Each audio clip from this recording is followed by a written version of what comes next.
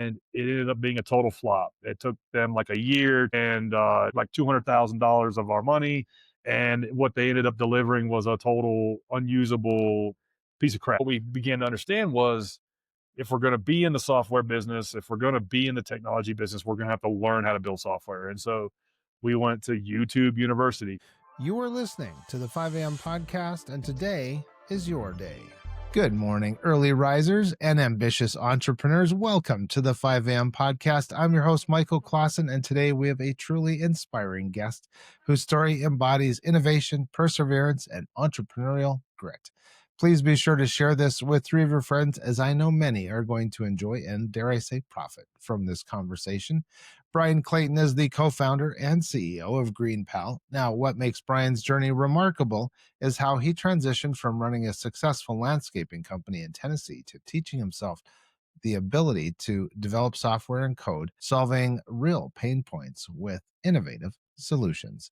Bryan is also a passionate advocate for exceptional customer service, and his leadership has earned him the recognition of one of Nashville Business Journal's 40 Under 40. Today, he shares invaluable insights in entrepreneurship, technology, customer service, and scaling a two-sided marketplace. Bryan, welcome to the 5 a.m. podcast. It's an honor to have you here. Michael, it's great to be on here, man. Thanks for having me on. It's delightful. Bryan, take us back to those early days and share what inspired you to start GreenPal, and maybe what problem were you determined to solve? Yeah, so my first business was actually a lawn mowing business. I started mowing grass in high school and stuck with that lawn mowing business all through high school, all through college, eventually growing it to around 150 people. And then the business was acquired by a national company. And running that company, I saw every day how difficult it was for someone who needed a basic lawn mowing service was to find a good lawn mowing service. And so people would call our office all the time, and we no longer did residential lawn mowing, but we would refer smaller lawn care services that did that. We would hook them up with a recommendation. And so doing that kind of by hand for a little over a decade, helping folks in the community find good lawn mowing services. When I sold that business, I realized, okay, there needs to be an app for like Uber, but for lawn care. That needs to exist. Somebody's going to build that. Why can't that be me? And Yeah. so that was the idea, and now here we are, 12 years later, still the same idea. Uh, you should be able to push a button, get a lawn mowing done as easy as ordering an Uber or getting your groceries on Instacart or ordering DoorDash or something Right. like that. And so now we have around 300,000 people using the app every week. Started off just with a dozen and just kept growing that number little by little. Wow, that's fascinating. And what an innovative idea, too. So, you actually taught yourself to code so that you could actually build GreenPal's first version. Can you talk a little bit about that motivating force that kind of maybe pushed you into the pool, forced Yeah, you to dive into software development with it no prior experience? it was not something I wanted to do.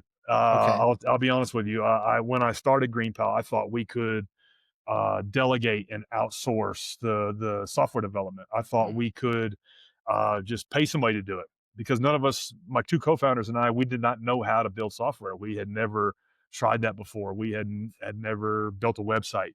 And so when we started GreenPal, we did that. We paid a dev shop to build the first version of the app, and it ended up being a total flop. It took them like a year to build it, and it took like $200,000 of our money. And what they ended up delivering was a total unusable piece of crap, to be honest.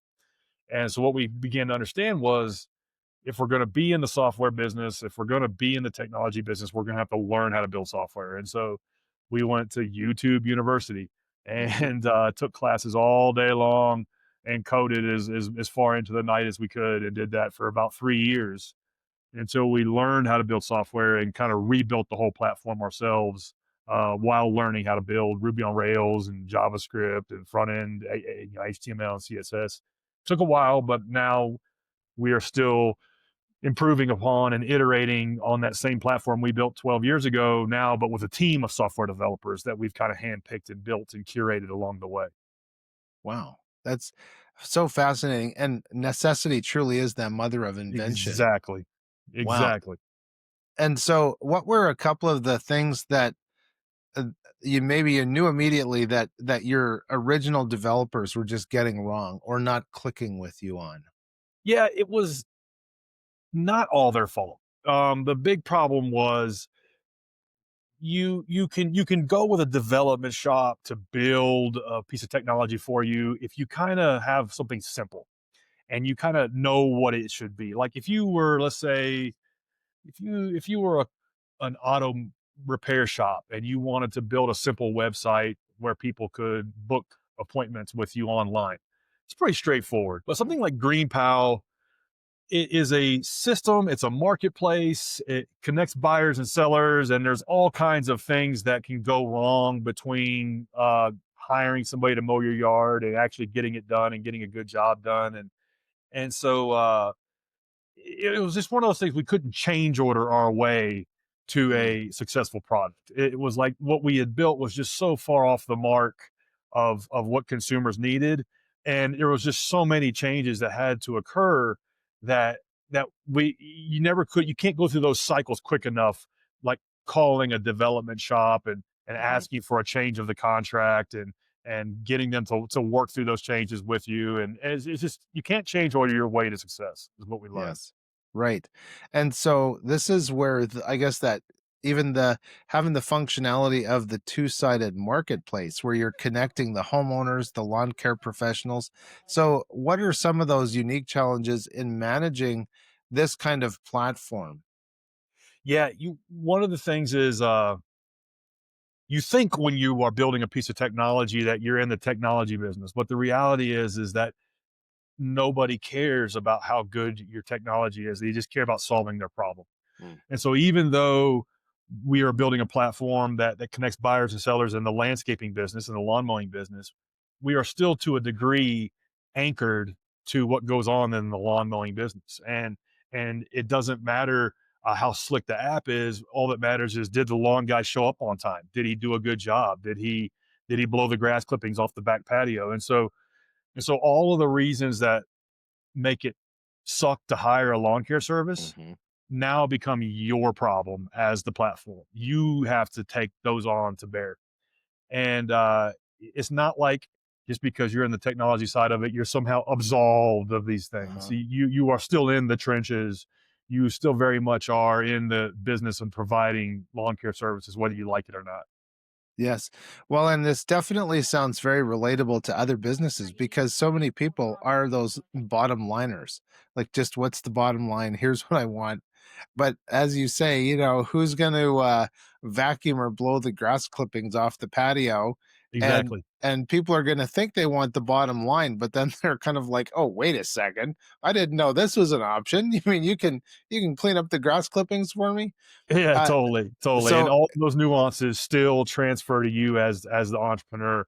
It doesn't matter if, I had a buddy the other day ask for feedback. He wanted to build something similar for the home cleaning industry, mm, and I said, "Hey, if you want to spend the next decade, uh, literally in the trenches of the home cleaning business, then yeah, go for it. But if there's nothing about the home cleaning industry that appeals to you, then don't do this because you'll still be tied to it." yes.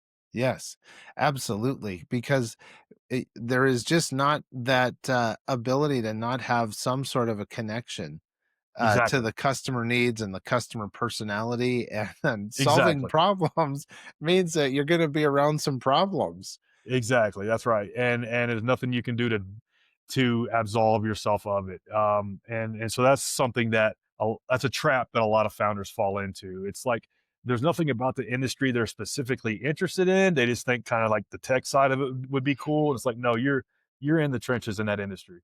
Yes. So, are you familiar with the book E-Myth or E-Myth Revisited? Yes, great book, yeah, great book Yes, about, yeah, it's like the Bible of small business. it sure is. Can you talk a little bit about maybe some of those lessons from the book that you found? Oh man, I'm on page 37 right now. Yeah, totally. It's kind of like one of those books that you should reread every couple years, and every time Hmm. you read it, it takes on a different meaning. Um, For me, it was the obvious of working in the business and working on the business and knowing the difference between the two. Hmm. And then it kind of took on a new meaning for me. It's like you need to be working in the business, you need to be working on the business, and then there's a third thing: you need to be working on yourself, Yeah. because you don't have the skills. You don't know. Like nobody teaches us how to be a small business owner. Nobody Hmm. teaches us what goes into being a good leader, what goes into being a good manager, and so all of these things you kind of have to learn as you go, and you have to develop time to work on yourself. And Hmm. so that was one thing that I kind of took away from the book and extended, I guess you could say, in a weird way. Yes. And so Right. I laid out my weeks where I would take Monday and Oh, Tuesday are you still working there? in the business, just making sure everybody was taken care of, working, making sure all the customers were happy, making sure vendors were paid, and then I Hmm. would take 2 or 3 days working on the business, and then I would take, building systems, processes, what is our marketing system, what is our employee training system, all of these things, and then the Yeah. weekend, Saturday and Sunday, would be working on myself. What books am I reading? What podcasts am I listening to? What conferences am I going to? All of these things, and just trying to balance my week out between in the business, on the business, and on myself. Hmm. Yes, so important too. And that book, E-Myth Revisited, is really such a great guiding set of principles and circumstances where you might be saying, I didn't even know this was my problem, but I identify myself right here.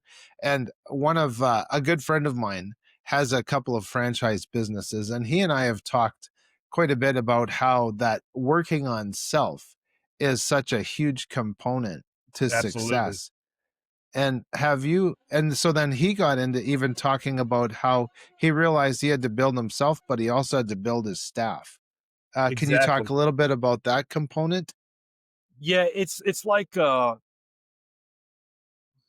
you can grind your way to 100K, 500K, maybe even a million a year in revenue, just brute forcing it. Yeah. You are throwing your entire soul into the project, and you are just brute forcing it. And then the next level of the game is one where not only do you have to develop yourself, but you have to develop the people around you. And that's like another level of the game that's literally twice as hard as the first level.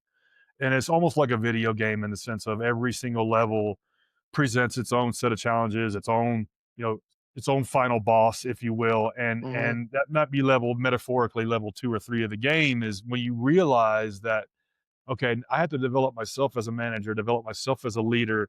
I have to take classes around leadership, and I have to figure out where my blind spots are. But then also, I need to be able to identify talent, and I need to be able to develop the people around me and what our culture is and why we do things the way we do them and why that's important and invest in them and then identify also when they're not good fits and find somebody else that is. And these things are a lot harder than just working on yourself. And so and that's how you get from 1 million to 3 million to 5 million to 10 Mhm. million and beyond is developing systems, processes, and developing people around you as you go through this journey.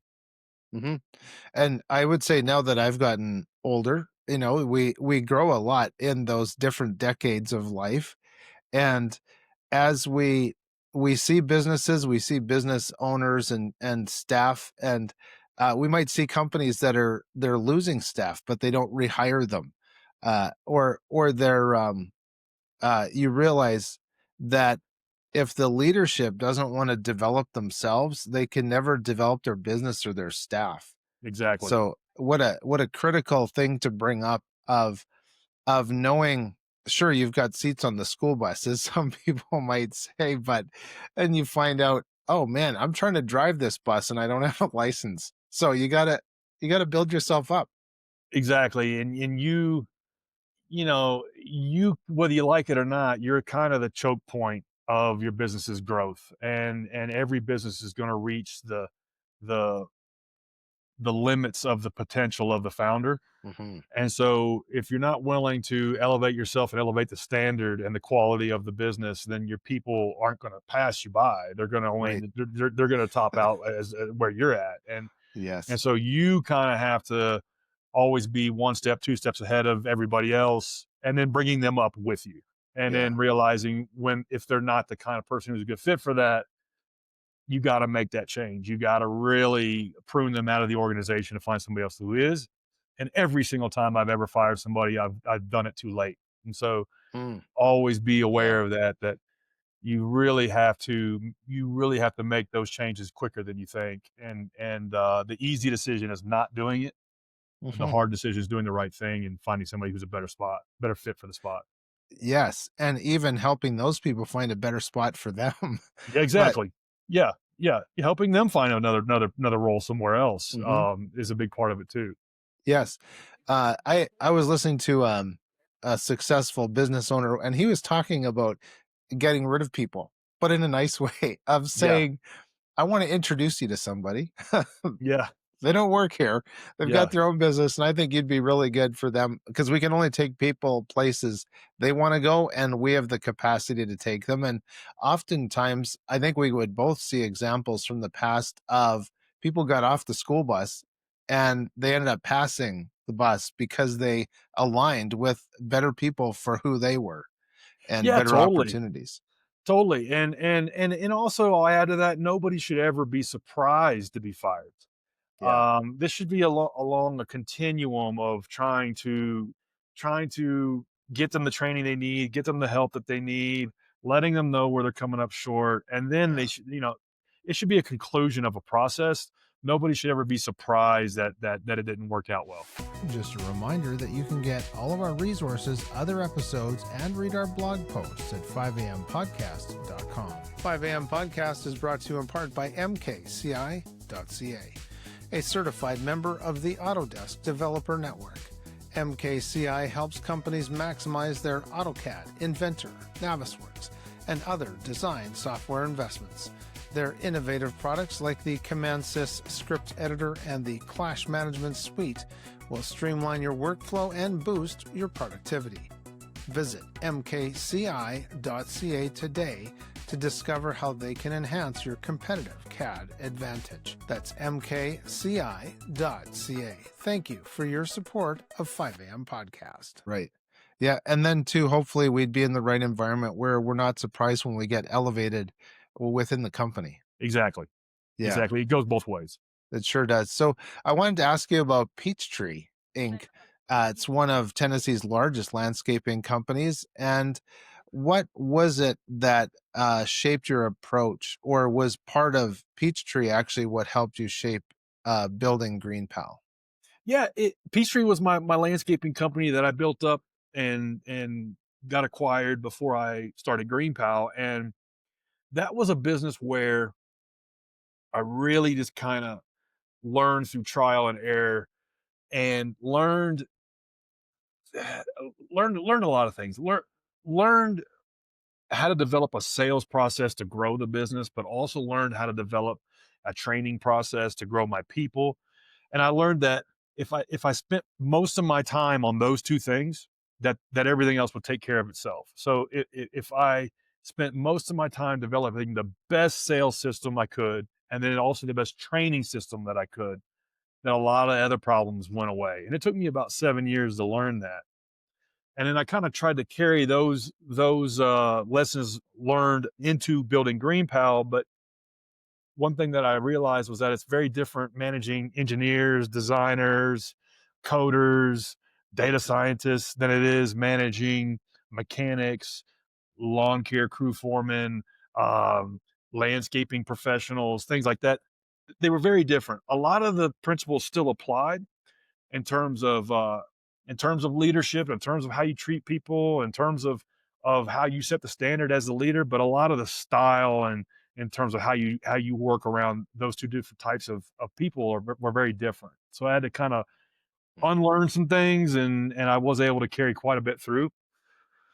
But one thing that I didn't realize was when I started GreenPal was that we were kind of trying to forge our way into the unknown of inventing a new product from scratch. And the people you need for that type of journey is very different than the type of people you need for building a traditional business where you kind of know all the inputs. And so being able to adapt and kind of develop your own skills as you go through these different journeys in business building is part of it. And I wish I had learned those lessons quicker.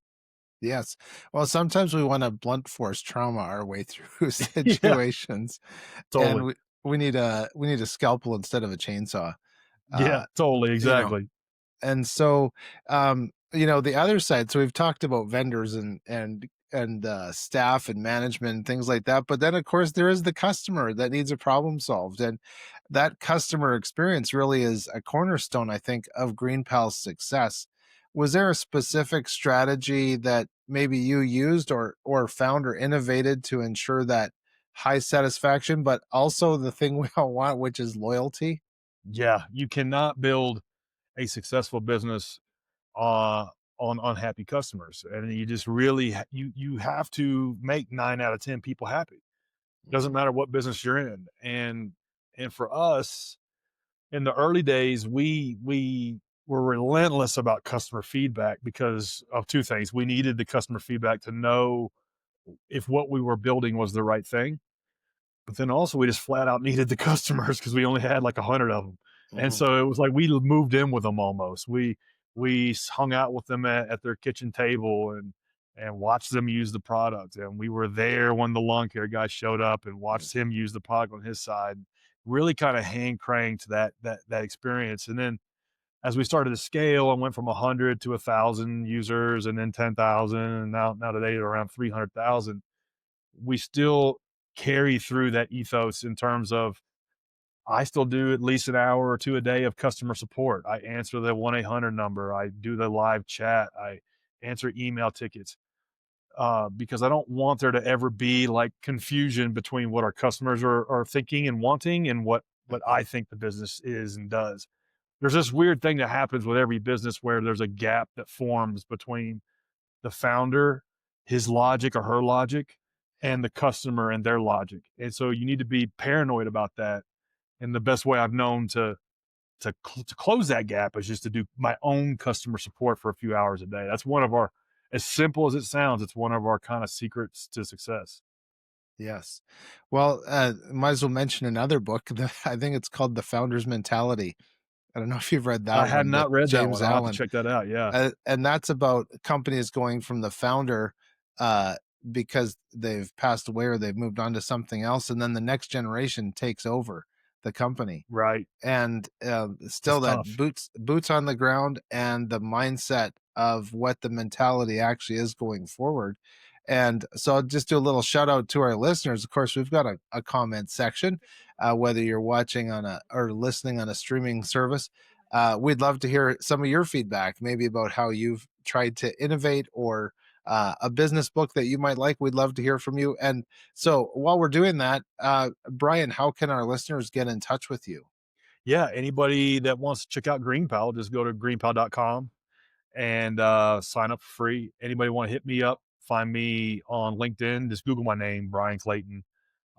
Maybe put GreenPal, Bryan Clayton GreenPal. You'll find me on LinkedIn. Okay. It's a great place to reach me.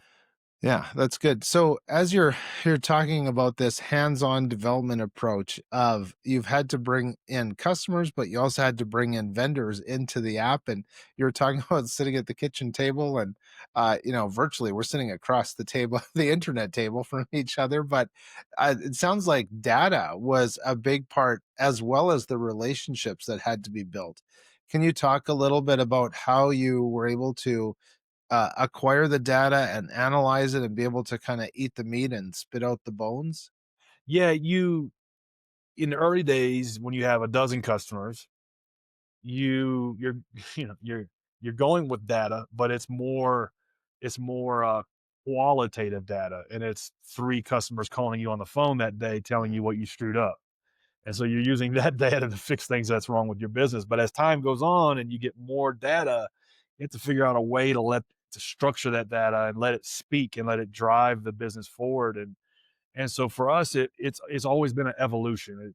Just from 10 upset phone calls on a voicemail to now we got a little bit of customer surveys going into a spreadsheet. Okay, now we've got a review system built inside of the platform. Okay, and then now we harvest all kinds of data around what people are saying and intentionally and expressively saying or doing, but also what they're not doing. For example, like if somebody tries the service but doesn't log in again for a while, and we triangulate that data around, okay, well, so what's going on here in this particular market? Oh, it's we don't have enough vendors, and so they're not getting enough free quotes for their lawn mowing, and so we need to recruit more vendors there. Or it could be somebody trying a lawn mowing service for 2 visits but not a third or fourth, and we know that actually the average is 7 or 8 times a summer, and so that's falling below that mean, and we need to diagnose what's going on in that market. So really leveraging the data at its smallest essence, like atomic unit when you're first getting started, all the way to when you're doing thousands of transactions every day. That data is sitting there for you, and it can help you make smart decisions and not just guess. Right. um it's I heard a quote one time that said, if we're going to go with opinions, let's just use mine, but let's let the data speak. And so letting that data speak, letting it guide your decision making, can help you not rely on luck as a strategy. Right. And so as you were scaling this up and acquiring those customers and the vendors, and you mentioned, oh man, maybe we need a few more, a little bit more competition in one area or another. How did that rollout go for your company with GreenPal of being able to, let's say, acquire more territory? Yeah, it was one of those things that when we first got started, we spent 3 4 years just trying to build the platform and teaching ourselves, working on ourselves, like we talked about earlier. Hmm. And we knew that there was no reason to be in any more than one city because 100 people would use it and only maybe 50 were happy. And so we knew that, okay, we got to get that to like 99 out of 100. So there's no reason to go into another city or town other than Nashville, Tennessee, where we live. If we can't make 99 out of 100 people happy. And so there's no reason to scale any business until you get that right.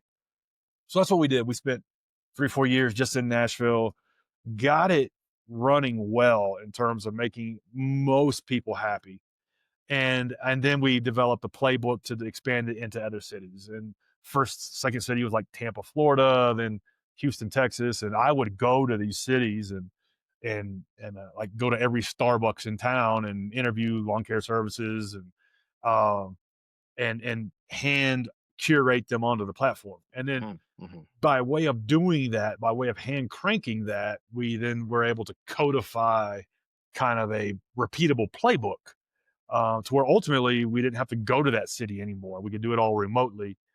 And then we got to the point where we're launching a new city every week. And now we're in around 300 cities throughout the United States. Next, we want to go to Canada. We're kind of working through that now. How do we internationalize the business?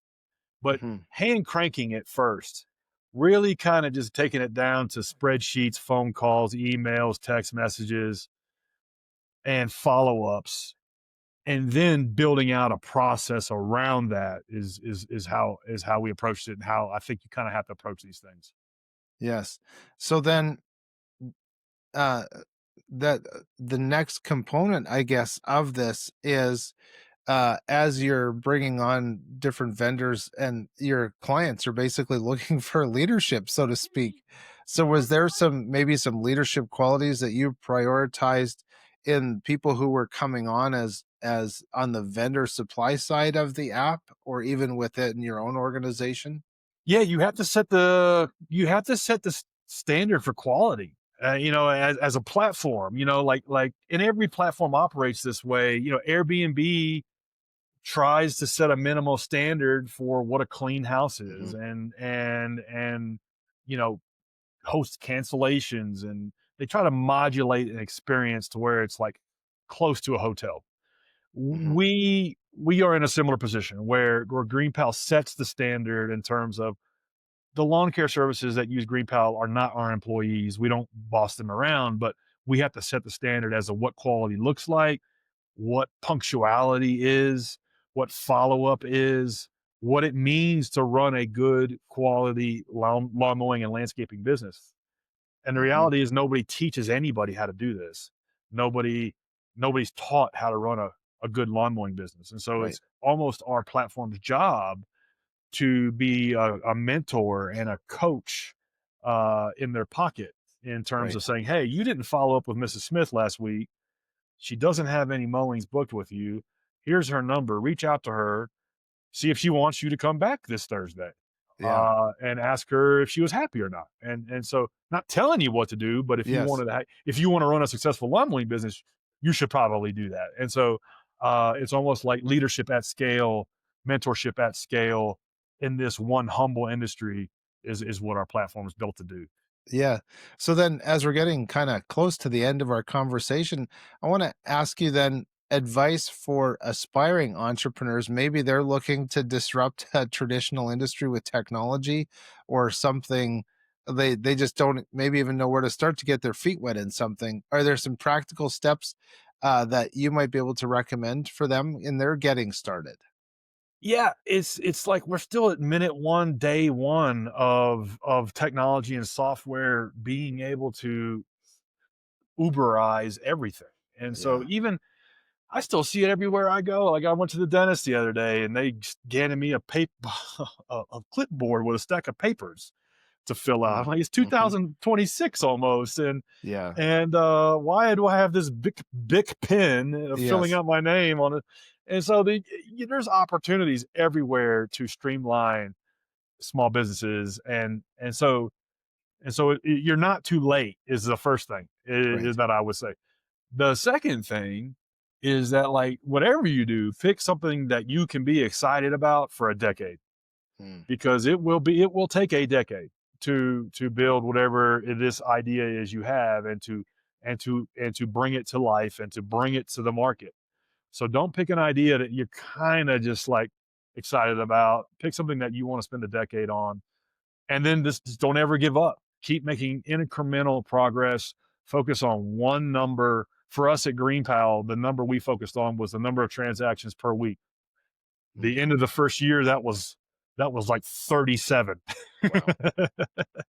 And then we just focus on nothing but that number, growing that number, getting it to 100, and then getting it to 500, and now it's tens of thousands. Hmm. And so yeah, those three things. Pick something that you can stay excited about for 10 years. You're not too late, and just focus on one or two numbers and just Hmm. grow those numbers. Oh, yes. That seed, time, and harvest Bingo, I are like it. so critical. And Bryan, thank you so much for sharing your fun and exciting journey and the insights with us today. I really appreciate you being here. Thanks, Michael. Thanks for having me on. Oh, it was great. Definitely, your story is a combination of hands on and industry knowledge and self taught skills. So it should be a lot of win in some people's sales that, as you say, it's not too late. Awesome. I hope so. Yes. All right. Well, to everybody listening, if you're a homeowner or a property manager, here's a shameless plug for our friend Bryan. If you're looking, check out that yourgreenpal.com with a few clicks. Man, you could be connected with vetted local professionals. He didn't ask me for that. I'm just throwing that in there because, he's a good guy. So, ladies and gentlemen, there you have it. Thank you so much for tuning in to 5 a.m. podcast. We appreciate it. Please seize your days, enjoy those sunrises and sunsets and all those beautiful adventures in between. I'm Michael Clausen, and we'll catch you on the next episode. Thanks for watching the show. Just a reminder that you can get all of our resources, other episodes, and read our blog posts at 5ampodcast.com. 5am Podcast is brought to you in part by mkci.ca, a certified member of the Autodesk Developer Network. MKCI helps companies maximize their AutoCAD, Inventor, Navisworks, and other design software investments. Their innovative products like the CommandSys script editor and the Clash Management Suite will streamline your workflow and boost your productivity. Visit mkci.ca today to discover how they can enhance your competitive CAD advantage. That's mkci.ca. Thank you for your support of 5am Podcast.